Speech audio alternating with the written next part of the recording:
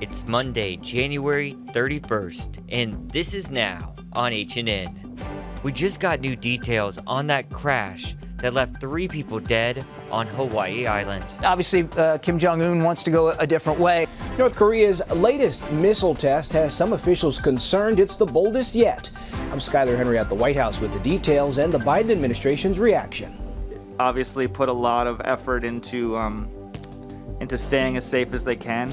Athletes are in a race to stay clear of COVID, with dozens of cases reported in the tightly controlled Olympic bubble. And so that's always kind of on your mind. These stories plus will tell you where the Obamas were spotted on Oahu. That's coming up on This Is Now.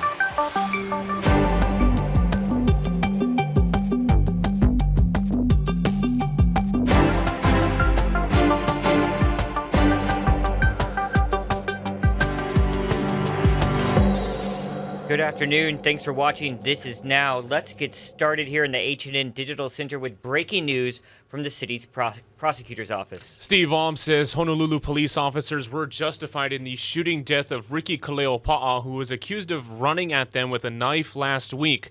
We want to warn you, the video you are about to see is graphic. First, our conclusions. Number 1, the use of deadly force which resulted in the shooting of Mr. Kaleopaa was justified. Second, no charges will be filed against the 2 Honolulu police officers who shot Mr. Kaleopaa. Come on, just drop the knife.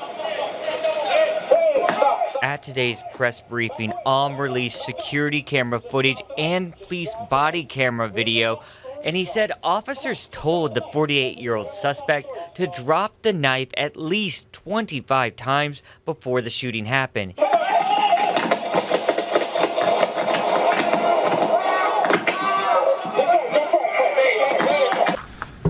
We have to look at each of these cases individually based on the facts of each case. And I really have to commend the Honolulu police officers involved in this incident. They did everything right. He also said police tried to ready non-lethal options, but weren't able to do that in time. They tried to position for the taser. They tried to get access to the less lethal weapon in order to try that unsuccessfully. If this had lasted a minute longer, maybe, and he hadn't charged, maybe they would have gotten that less lethal shotgun out and he would have been hit by a beanbag. A reporter at the press briefing and our team of web producers are writing up everything we just learned at this media briefing and posting it to our H&N digital platforms. We'll also have an update for you coming up later today on First at 4. Tragedy on the Big Island as 3 people were killed in a car crash Sunday night. This was on Highway 11 in the Glenwood area just before 8 o'clock. Police say a Toyota 4Runner was heading southbound when it crossed a double solid yellow line and hit a Jeep head-on. Shortly after, a Volvo sedan hit the Toyota. The man and the woman in the Jeep were taken to Hilo Medical Center where they were pronounced dead. The woman driving the 4Runner died at the hospital as well. The Volvo's driver, a 72-year-old man, was treated for minor injuries. Investigators say speed and inattention appear to be contributing factors, and they are working to determine any other causes. The victims have not yet been identified. Just a short time ago today, the state Senate held a hearing regarding Red Hill and the tainted water crisis. I wanted to play out a portion of what was said there. So you guys have this plan because you guys got to act now because the Navy is at fault. What is the long-term effect when you guys are long gone from the state and our kids and our grandkids are going to live here having something go drastically wrong with the stream and everything around it after you guys leave? That's the worry that I have. Thank you, Chair. Sir, if I may add just a few comments, if that's okay. One, your concerns is understandable. There's no ifs or ands about the value of what Pearl Harbor and its aquatics brings to this island. No one's going to question that. What I will tell you is that right now, the discharge that's coming out of that GAC system is clean. Okay, that is clean. Secondly, we will provide the data. I don't know when we're going to get the data from the test that we took from the 18 months, a valid point. Once we get that, I'm hoping here in the next coming days, if not coming weeks for sure, we'll make sure that we post that And if there's any concerns, we're committed to come back to this committee and report those findings just to make sure that we've been very transparent. Based on the discussion presentation today, are we confident in reopening our Halava shaft, IA wells, and Halava wells? Simple answer is no. I think there's still a lot of investigation and data to be collected to determine that whether or not we can safely reopen those 3 wells. And moving over to international news, the UN Security Council met today to discuss potential conflict between Russia and Ukraine. For more, let's bring in White House correspondent for Hawaii News Now, John Decker. John, thank you so much for joining us. First question, John, what was the purpose of today's meeting? Well, the purpose ultimately was trying to reduce tensions that exist right now in Europe concerning the threat that Russia poses, possibly invading Ukraine imminently, any day now. And so what the U.S. and our allies on the Security Council wanted to do was to air out the differences publicly. This Security Council meeting, Mark, was a public meeting. It gave an opportunity for the U.S. ambassador to the United Nations, the Russian ambassador to the United Nations, to air out the respective differences and perspectives that each country has. And it's also an opportunity for the U.S. To garner public support around the U.S. position, that position, of course, being to have a diplomatic solution to this impasse which has existed for several weeks. Now, John, is action by the Security Council likely? It's very unlikely, Mark, and the reason being is because whatever action the U.S. may propose would be rejected by Russia. Russia has veto authority at the UN Security Council. So does China, and China is right now on the same side as Russia on their position that they have towards Ukraine. So we're not expecting any action from the UN Security Council, perhaps a resolution by the UN General Assembly, but that's a long way off. So this is a public meeting. This is something that is out there, but we're not expecting too much action from this. But what are some of the other actions that are taking place right now aimed at de-escalating tensions?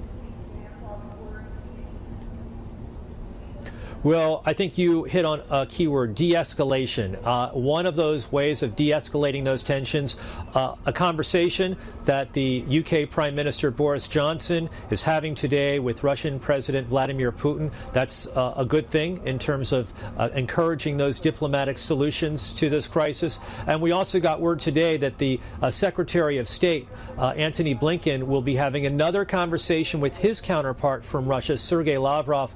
That will be on Thursday of this week. So that's good news in the sense that you can only find a diplomatic solution if both sides are indeed talking, and those talks continue. So we will continue to follow that as the week progresses.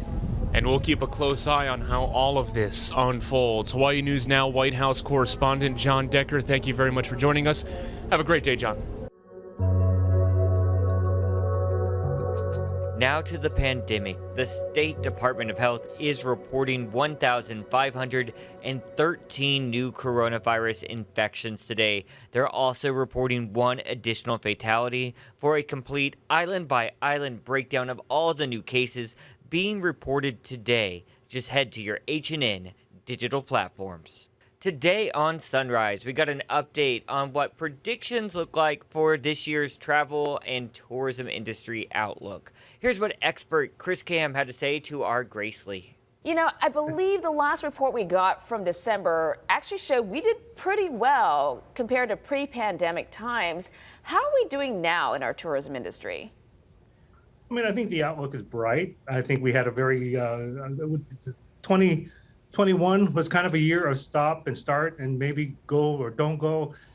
Hopefully the year ahead is one that is more stable and more predictable. I can tell you personally what we see in our data is the U.S. traveler has changed, basically. There is an amazing increased emphasis on reconnection, and not just that doesn't just mean traveling to visit friends and relatives, but it's turned into more traveling with friends and relatives. They have been separated now for like 2 years, and they just all want to get back. They want to travel. They want to reconnect with others, and they want to see iconic destinations. They want to see beaches. They want to engage in outdoor recreation. So I think what Hawaii has to offer is in direct alignment with what travelers are looking for these days. Are there certain sectors, whether it be hotels or restaurants, that are doing better or worse than others right now in our tourism industry? Not really. No, I think it's there's a battle between short-term rentals and hotels. I think the hotels are doing a fine job. It's just the matter of rebuilding just overall demand and resilient demand that will sustain us through the ups and downs and the uncertainty. It's really about building uncertainty, building through the uncertainty to produce a more stable environment for the year ahead. We've seen such a strong domestic market in the last year, but when can we expect the Japanese, the Asian travelers to really come back in full force? Because we have actually seen a fraction of the numbers that we saw before.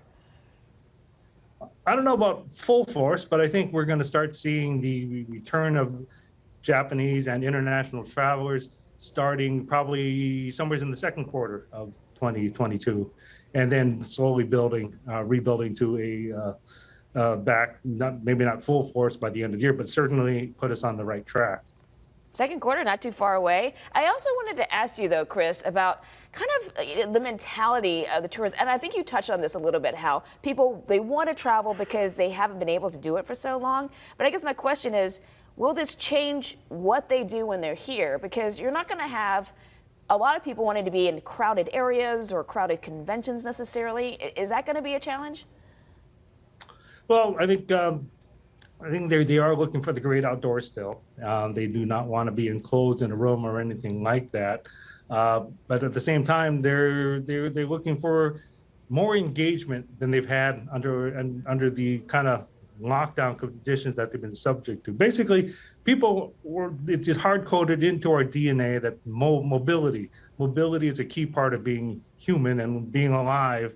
And people just want to get out and be free again and engage in all the great things that the travel experience has to offer. And Hawaii has a diversity of experiences that really appeal to leisure and business travelers, actually. Former President Trump met with supporters this weekend in Texas, and he addressed the charges against hundreds of rioters involved in the January 6th Capitol attack. If I run and if I win, we will treat those people from January 6th fairly. We will treat them fairly. And if it requires pardons, we will give them pardons because they are being treated so unfairly. During Saturday's rally, Mr. Trump took aim at the January 6th U.S. House Select Committee, who he dubbed the Unselect Committee, as well as the Department of Justice. He stopped short of definitively saying he would run for president in 2024.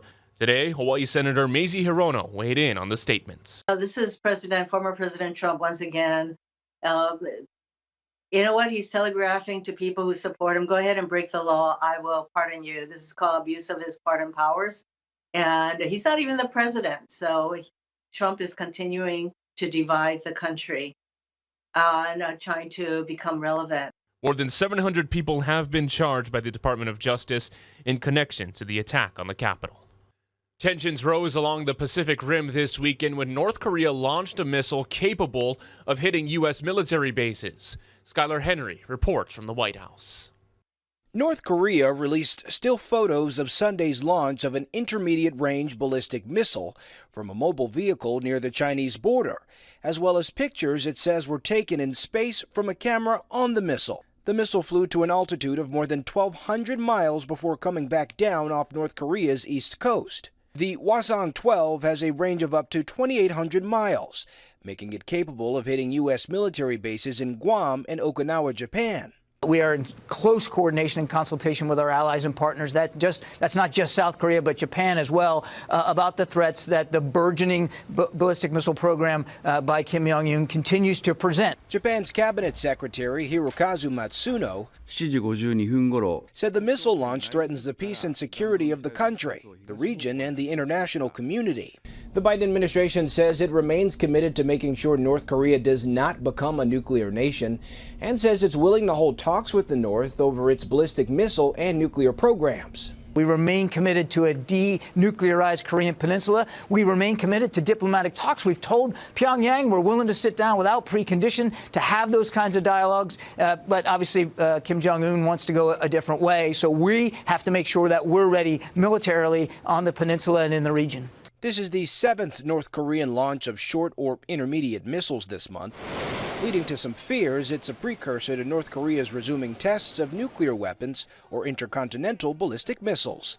Skylar Henry, CBS News, the White House. It's still a very developing story there. Want to switch gears now, take you live outside, looking over the harbor towards the reef runway. Guy Hoggy's back with an update of your work week weather.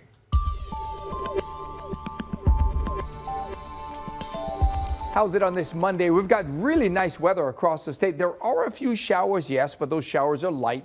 They won't amount to very much. And with the light winds today, we could see some afternoon clouds and some afternoon showers. And that front is not going to bring a whole lot of rain, although you can see there are a few more clouds around Kauai and Oahu. Really not a whole lot of rain expected for the next several days. And the winds will run light and variable today. They'll be picking up and shifting to more northeasterly trade wind directions by tomorrow. So it's going to be a beautiful day today. Lots of sunshine early. Some clouds will be building into the afternoon hours, and some of those cloud buildups might spawn a few showers. Otherwise, get ready for a beautiful day at the beach, but load up on the sunblock. That UV index will be running high. Now, as far as the surf, it's on the way down. Some fun-sized waves out there, plus with the light winds, conditions will be very good early for north and west shores. However, look for a big swell to be building in tomorrow. High surf warnings might be posted again. It's likely to be a very dangerous situation out in the ocean tomorrow. Otherwise, look at that. The trade-ins are going to run pretty nice. Starting tomorrow, those trade-ins will run firm through Friday, and then they'll pick up speed significantly on Sunday.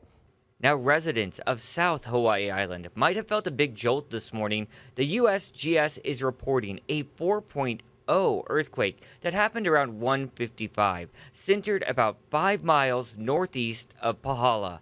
Officials from the Hawaii Volcano Observatory say it seems to be part of this ongoing seismic swarm there. It's been going on for more than a year with over 10,000 separate quakes. This morning's was just the fourth to be magnitude 4 or greater.